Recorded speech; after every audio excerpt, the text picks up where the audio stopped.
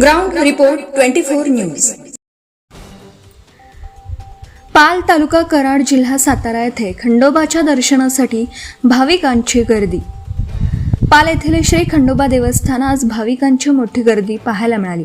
महाराष्ट्रासह परराज्यातून आलेल्या हजारो भक्तांनी खंडेरायांचं दर्शन घेत येळकोट येळकोट जय मल्हारच्या जयघोषात मंदिर परिसर दुमदुमून गेला.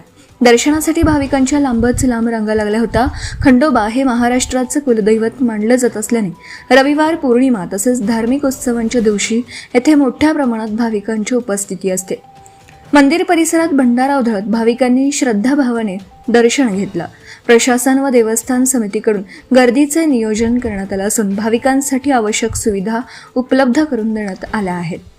पाल येथील खंडोबा मंदिर हे सातारा जिल्ह्यातील प्रमुख तीर्थक्षेत्रांपैकी एक असून वर्षभर दर्शनासाठी भाविकांची वर्दळ असते.